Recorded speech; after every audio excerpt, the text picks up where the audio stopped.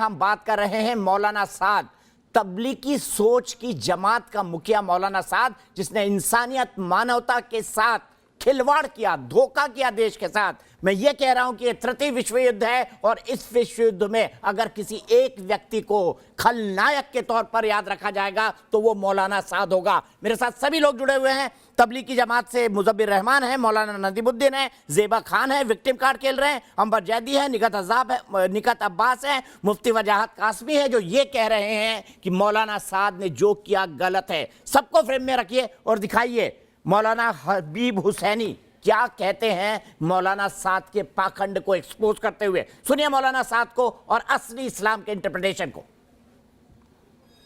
वो तो अल्लाह मुझे माफ फरमाए, जिनकी अक्लों पर गैरों का तसल्लुत होता है, वो उनको ये मशवरे देते हैं कि आप मस्जिदें बंद कर दीजिए ताकि लोग जमा ना हो। अरे मैं शुरू में आपको मिसाल दे दी थी, यानी किस फैलने वाली जब बीमारी आ जाए जिससे मौत आ सकती हो, ऐसी बीमारी जिस वक्त फैले तो अगर कोई आदमी अपने घर में बैठा रहा सब्र करते हुए मुहतसिबन, और इस नियत से कि सवाब मिलेगा। ये नहीं कि आप मस्जिद को जाएंगे और कहीं और जाएंगे तो आपको सवाब मिलेगा, नहीं, ऐसे टाइम पे कहीं नहीं जाएंगे, घर में बैठेंगे तो अल्लाह ताला ज्यादा सवाब देगा। जी, यअलमु अन्नहु ला युसीबु इल्ला मा कतबल्लाहु लहु। इसका मतलब ये नहीं है कि उसका ईमान कमजोर है, उसको यकीन है, हुजूर सल्लल्लाहु अलैहि वसल्लम फरमा रहे उसको यकीन है।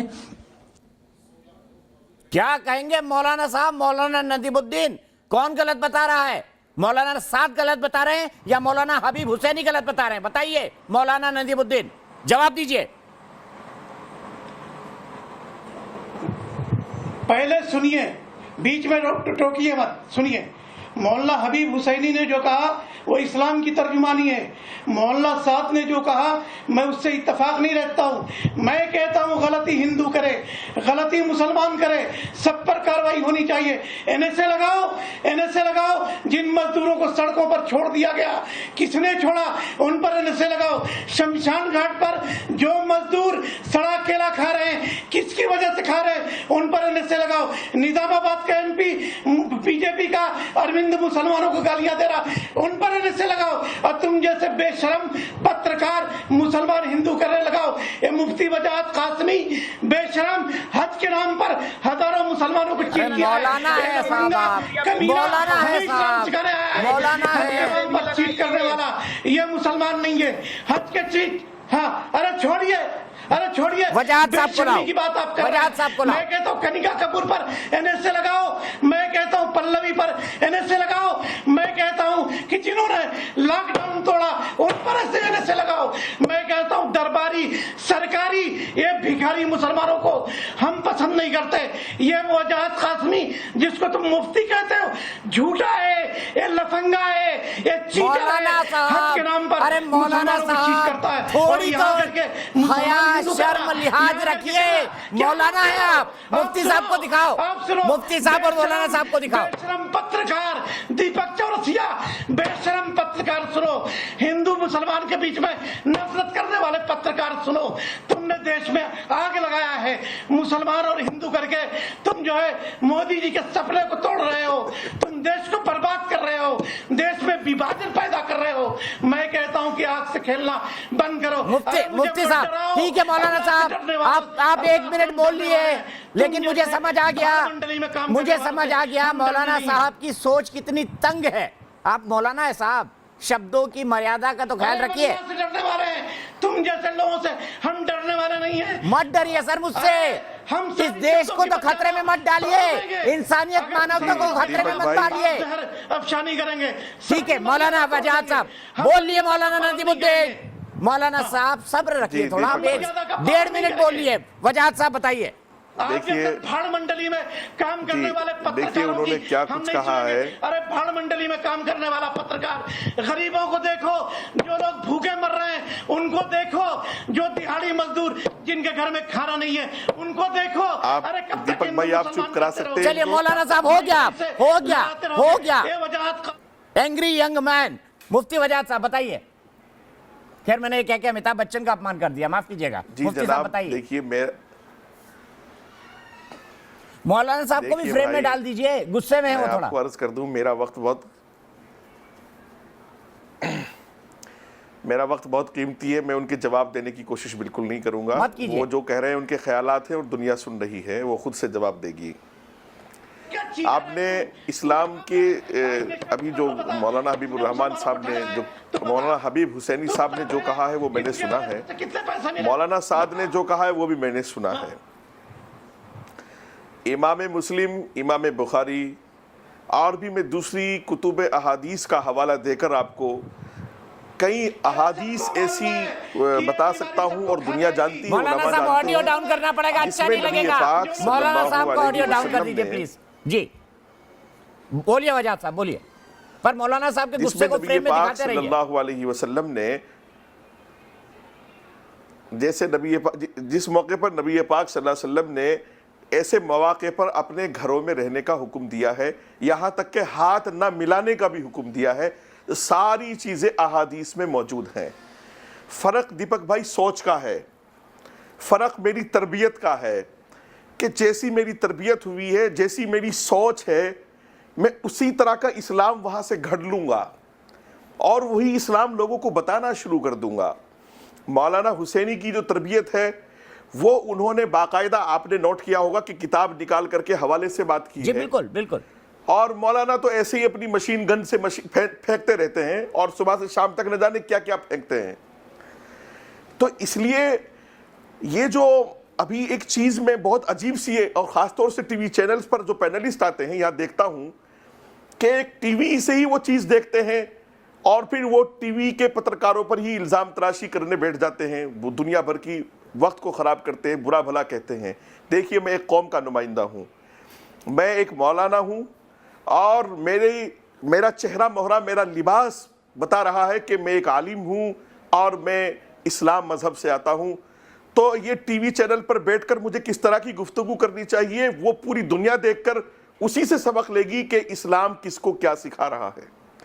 इसलिए ये तरबियत का फर्क हो जाता है दीपक भाई। ठीक है। इस्लाम वतन परस्ती सिखा रहा है, इस्लाम इंसानियत परस्ती सिखा रहा है, और इस्लाम ने ऐसे मौके पर अपने घरों में रहने का, दूर रहने का लोगों से हुक्म दिया है। और मौलाना हुसैनी ने जो इस्लाम की तर्जुमानी की है, बहुत अच्छे अंदाज में की है और बहुत उलमा ने की, वो सब काबिल मैं कल कहीं मुबारकबाद। मैं कल कहीं पढ़ रहा था रिसर्च में सर, कि ये भी लिखा हुआ है आपकी पुस्तकों में कि जब प्रोफेट जी। मोहम्मद से कोई मिलने गया और उसको छूत की बीमारी जी। थी और वो उनका हाथ चूमना चाहता था, प्रोफेट मोहम्मद ने कहा कि आपकी दरखास्त कबूल हो गई, आप दूर ही रहिए। ये उनके शब्द थे, मैंने ये भी पढ़ा एक रिसर्च के अंदर। मैं सीधे बताऊंगा, आप मुजब्बिर रहमान को लाइए। मुजब्बिर रहमान, देखिए, शैतानी जमात भी कहा है, मौलानाओं ने कहा है शैतानी जमात, ठीक है। आइए मैं आपको दिखाता हूं, सुनिए मुजब्बिर, सुन लीजिए ना, थोड़ा सब्र रखिए, सब्र रखिए। आप मुझे गाली दीजिए, मुझे कोई फर्क नहीं पड़ता है, मैं बस बिल्कुल देश गाली को नहीं गाली मत देता हूं दीजिए। दीपक जी, मैं सुनिए किसी सुनिए, को गाली नहीं देता हूं। गुजरात से ताल्लुक रखने वाले श्रीलंका के दिग्गज इस्लामिक स्कॉलर हाफिज एहसान इकबाल कादरी कहते हैं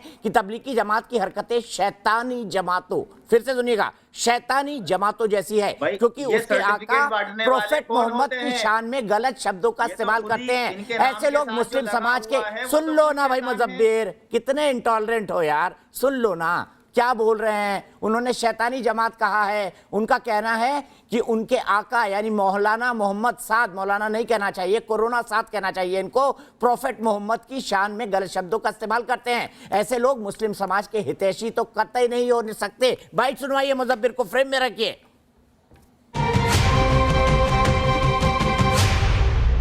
कुछ दिनों से मीडिया के जरिए ये हम सुनते आ रहे हैं कि तबलीगी जमात का एक आदमी अपना ख्वाब बयान कर रहा है और बड़ा अफसोस होता है उसको बताने में भी, लेकिन हकीकत से चूंकि आगाह करना ज़रूरी है कि इनकी हक़ानियत क्या है, इनकी साजिशें क्या है, इनकी कंस्पिरेसीज क्या है, इसलिए बताना पड़ता है। 3 ख्वाबों का जिक्र था, जिसमें एक ये कि माअज़ल्लाह नबी पाक सल्लल्लाहु तआला अलैहि वसल्लम को एक फ़कीर, एक बेगर की हैसियत से देखा गया। उसका ये जुमला था कि नबी पाक सल्लल्लाहु अलैहि वसल्लम के हाथ में एक एल्यूमिनियम का कटोरा था और हाथ में एक लकड़ी थी और सफ़ेद कुर्ता, लफ्ज़ मैला उसने यूज़ किया कि मैला कुर्ता, जबकि नबी पाक सल्लल्लाहु अलैहि वसल्लम के कुर्ते मुबारक को, उनके कपड़े मुबारक को इहानत से मैला कहना यह कुफ्र है। आला हज़रत इमाम अहले सुन्नत रहमतुल्लाहि अलैह ने क्या खूब बयान फरमाया कि ऐसा क्यों नहीं कहते लोग कि डस्ट ने यानी धूल ने हुजूर अलैहिस्सलातु वस्सलाम के कपड़े में रहकर पनाह हासिल की। ये अपना चर्चा करने के लिए इस तरह के झूठे ख्वाब गढ़ते हैं। हरगिज इन ख्वाबों को लेकर ये मत समझ लेना कि तबलीगी जमात का वाकई में एक बहुत अहम मकाम है। अरे जिस जमात में हुजूर अलैहिस्सलातु वस्सलाम के इल्म गैब के ताल्लुक से ईमान रखना शिर्क कहा गया हो, और जिस जमात में शैतान के ताल्लुक से इल्म गैब को रखना ये ईमान कहा गया हो, वो शैतानी जमात होती है, हो सकती जरूर है और है भी शैतानी जमात। वो सही मानों में मुसलमानों की जमात हो ही नहीं सकती। सुन लिया मौलाना कादरी क्या कह रहे हैं? मैं कह रहा हूं कि वो अपनी तबलीगी जमात नहीं, मैं तो तालिबानी जमात बोल रहा हूँ, और ये भी बोल रहा हूँ कि शैतानी जमात है। मैं नहीं कह रहा हूँ, मौलाना कादरी कह रहे हैं, मौलाना कादरी कह रहे हैं। सुन लीजिए, शैतानी जमात, शैतानी जमात। मौलाना कादरी साहब को कोई सर्टिफिकेट नहीं मिला हुआ है किसी को कुछ भी कहने का। आपको भी सर्टिफिकेट नहीं मिला हुआ है किसी को हम कुछ भी नहीं कहने कह रहे का? हैं कुछ भी, वो अपनी मनगढ़ंत कहानियां सुनाए। मौलाना साहब विक्टिम है, मौलाना साहब विक्टिम है, विक्टिम कार्ड खेलो शाहीन बाग से लेकर यहाँ तक, शाहीन बाग से लेकर यहाँ तक। दूध करना है दीपक जी, सच और दूध 1 to 1 बैठ जाइए किसी के दिन मेरे साथ। अगले दिन से आप ये डिबेट करना बंद कर देंगे। सर मैं तो, आप जिस दिन बोले, आप यहाँ पेज 3 पढ़ने वाले लोगों को थेट्रोलॉजी करने के लिए बुला लेते हैं। आपको सच और दूध करना है ना, मैं आपको चैलेंज करता हूँ, मैं आपको चैलेंज करता हूँ। कुरान या हदीस का एक पन्ना पढ़ के बता दीजिए, कुरान या हदीस का एक पन्ना पढ़ के बता दीजिए। अभी बताइए, मुसलमानों की नुमाइंदगी की बात करते हैं, खुद को अपने धर्म के बारे में कुछ नहीं पता है, पढ़ के बता सकते हैं? चैलेंज देता हूं, किसी के ऊपर उंगली नहीं उठा रहा हूं, मैं चैलेंज देता हूं। कुरान और हदीस का एक पन्ना पढ़ा दो उसके साथ।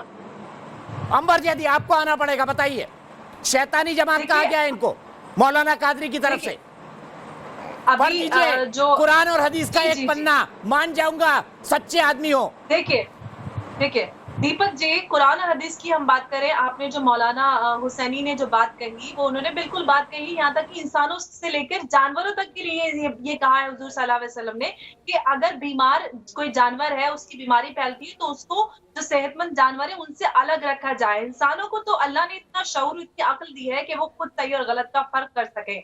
आपने मौलाना साहब जैसे लोगों ने, जो मौलाना है, खुद को अपनी एक धर्म सत्ता चलाने के लिए कौम को इतना अनपढ़ और इतना जाहिल बना दिया है। मेले कपड़ों को मेला मत कहो, मेले कपड़े को मेला कहना कुफ्र है। उन्होंने ये बात कही कि मेले कपड़े को मेला कहना कुफ्र है। ये कहाँ से आई है जहालत? मेला है। हम वो लोग हैं जो सच को जो सच बोलते हैं, झूठ को झूठ। जो कपड़ा मेला है वो मेला है। मेरे भाई मुजब्बिर, मैं तो ये कह रहा हूँ कहाँ से है कि पाक कुरान या हदीस के कुछ भी पढ़ के एक पन्ना पढ़ के सुना दीजिए, सबूत दे दीजिए, सबूत दे दीजिए कि धर्म के बारे में आप कुछ जानते हैं। अंबर 1 मिनट रुक जाइए, मैं इनको चैलेंज करता हूं। मैं लाइव टेलीविजन पर, आप बोल रहे ना 1 घंटे में डिबेट करना बंद कर दूंगा, अभी कुरान या हदीस का एक पन्ना पढ़ के बता दीजिए जो आपको याद हो। नहीं, एक पन्ना क्या, आप मुझसे कंटेक्स्ट पूछिए, ये कंटेक्स्ट में बात होती है।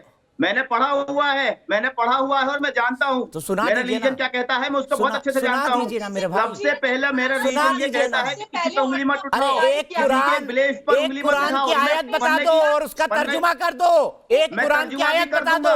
नहीं पता है आपको, नहीं पता है आपको, नहीं पता है आपको, करो फिर, चैलेंज कर रहा हूँ, करो अभी, करो, पढ़ो एक आयत, पढ़ो कुरान की एक आयत, पढ़ो कुरान की एक आयत। आती है ना तुमको? पढ़ो। हाँ बिल्कुल आती है। पाक कुरान की पढ़ के बताओ। मुफ्ती साहब को फ्रेम में रखो। करूंगा, आपको पूरा दिखाना पड़ेगा, आपको पूरा दिखाना पड़ेगा। पूरा दिखा रहा हूं, चैलेंज के साथ बोलता हूं। पढ़िए। अल्लाहु अहद, कहो अल्लाह एक है, अल्लाहु समद, वो बेनियाज है, लम यलिद वलम यूलद, ना उसकी कोई औलाद है ना वो जना गया है, वलम यकुल लहू कुफुवन अहद, और वो सिर्फ एक है, उसके साथ किसी को शरीक नहीं करो। मुफ्ती साहब जी, दीपक भाई मैं आपको अर्ज कर दूं। दीपक भाई 1 मिनट 30 सेकंड का मुझे वक्त बिल्कुल चाहिए प्लीज। जी दीपक भाई, जो इन्होंने अभी कही है मुजीबुर ने कि ये मेले कपड़े की बात, कि मेले को मेला ना कहें, प्लीज इनको कहिए कि ये कॉन्सेप्ट सबसे पहले बात नबी पाक सल्लल्लाहु अलैहि वसल्लम के कपड़े की है। मेरे नबी के पसीने से भी खुशबू आती थी। इस बदतमीज और जाहिल इंसान से कहो कि दोबारा ऐसी बात ना करें टीवी पर बैठ करके। और दूसरे, मैं आपके चैनल के माध्यम से डायरेक्टली मौलाना साद को चैलेंज करता हूं कि जिस दिन उनका दिल चाहे वो दीपक भाई के चैनल पे आ जाएं और 1 to 1 एक एक तकरीर, एक एक हदीस पर वो मुझसे बहस कर लें, तो उनको मालूम हो जाएगा इस्लाम क्या है। और उन्होंने जो कहा वो कल भी गलत था, वो आज भी गलत है और वो क़यामत की सुबह तक गलत रहेगा। वो इस्लाम की व्याख्या अपने जाहिलाना तरीके से करते हैं, इसीलिए दारुल देवबंद ने फतवा लगाया था, इसीलिए मज़ारिल ने फतवा लगाया था। ठीक है, और वो इस्लाम को गलत तरीके से दुनिया के सामने पेश करते हैं। ठीक है, देवबंद ने क्यों फतवा लगाया था मुज़फ्फर पूछूंगा, लेकिन सुनिए मौलाना कादरी और क्या कहते हैं तबलीगी यानी तालिबानी सोच वाली जमात के बारे में। सुनिए मौलाना कादरी का।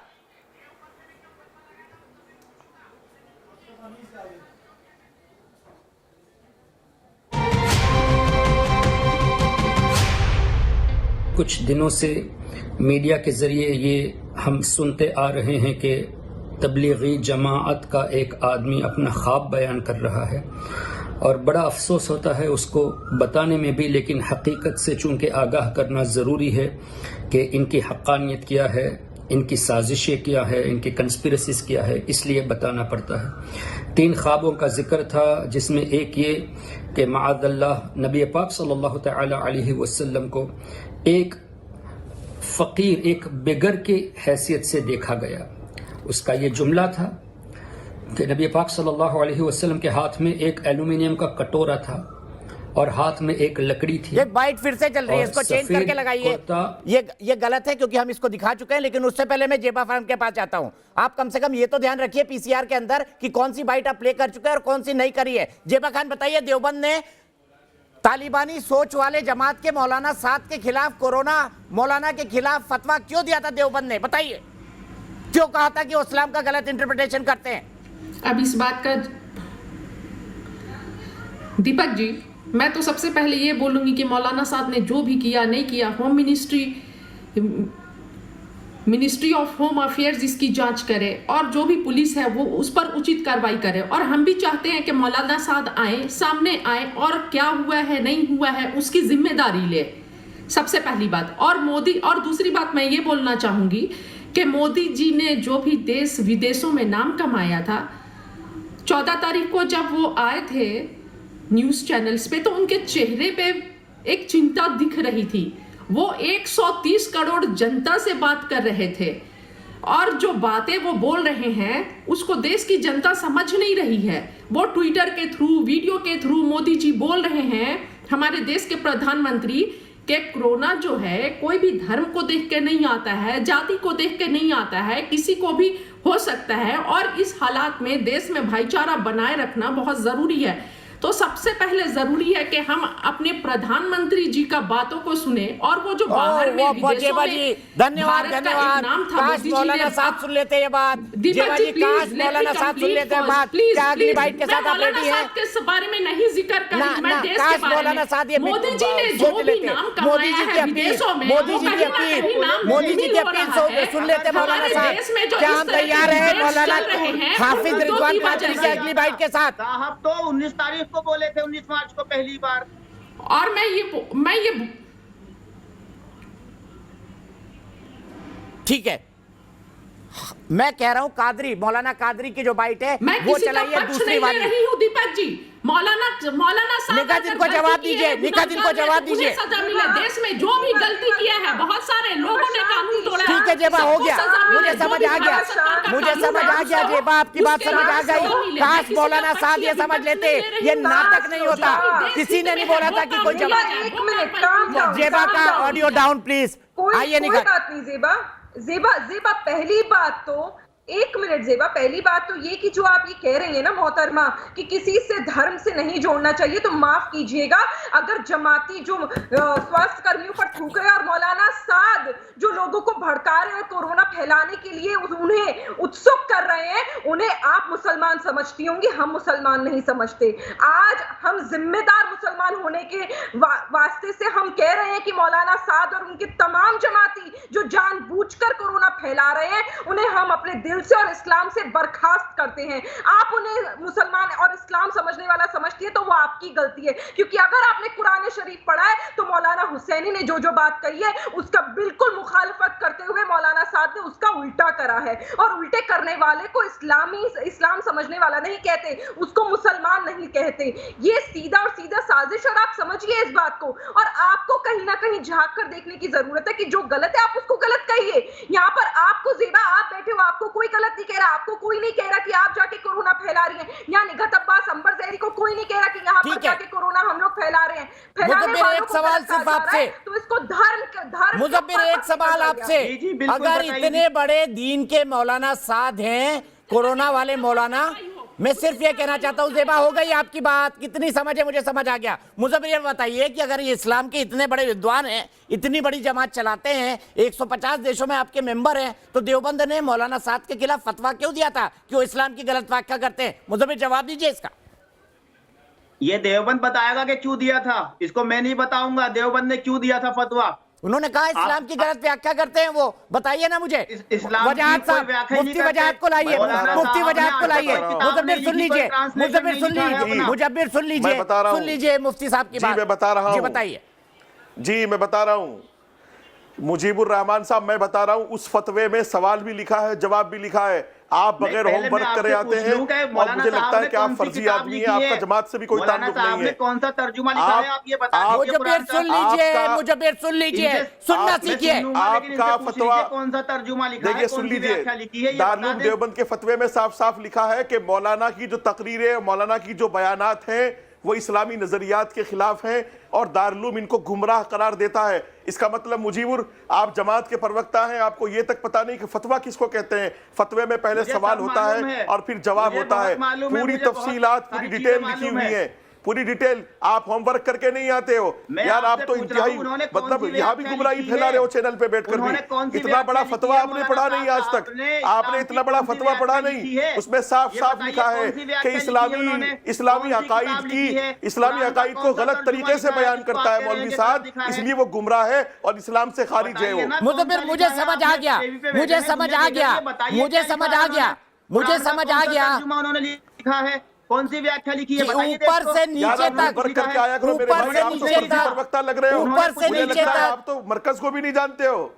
उन्होंने कुछ नहीं लिखा मेरे भाई, उन्होंने कुछ नहीं लिखा है, वो लिखेंगे कैसे? उन्होंने लिखाई की है ना पढ़ाई की है। तो फतवा किसको कहते हैं मेरे भाई? अरे फतवा किसको कहते हैं मेरे भाई? फतवा किसको कहते हैं दीपक भाई? फतवा एक सवाल होता है, फिर उसका जवाब दिया जाता है। वैसे मुजब्बिर सुन लीजिए मेरी बात, मुझे क्लोज करना है, सुन लीजिए मेरी बात। दीपक आज का मैं अभी आपको फतवा भेज दूंगा, वो आप कल को अपने टीवी चैनल पे दिखा दीजिए, ठीक है? फतवा छोड़िए, आप व्याख्या भेजिए मुझे पहले, मैं पढ़ूंगा। चलिए मुजब्बिर, लिखेंगे तो मौलाना साद तब ना जब स्कूल गए हो, कॉलेज गए हो। पढ़ाई तो उनकी है ही नहीं, पढ़ाई तो उनकी है ही नहीं, पढ़ाई तो हुई नहीं, पढ़ाई तो हुई नहीं, और इस्लाम में अमीर बन के बैठे हुए हैं।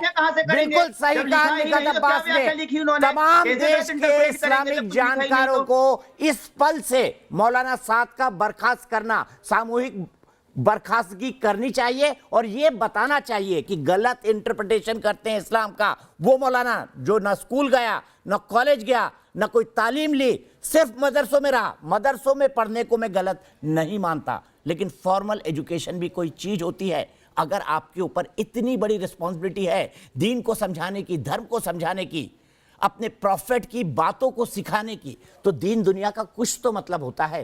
क्या मौलाना 1200 साल पीछे ले जाना चाहते हैं इस्लाम को? ये मेरा सवाल है मौलाना साद और उनके समर्थकों से। और उनकी जगह जाकिर नगर का उनका हाइड आउट नहीं है, उनकी जगह है तिहाड़ की एक काल कोठरी। और मौलाना साद को तिहाड़ की एक काल कोठरी अब इंतजार कर रही है और देशवासी चाहते हैं कि उनको जल्दी से जल्दी तिहाड़ की काल कोठरी में पहुंचाया जाए।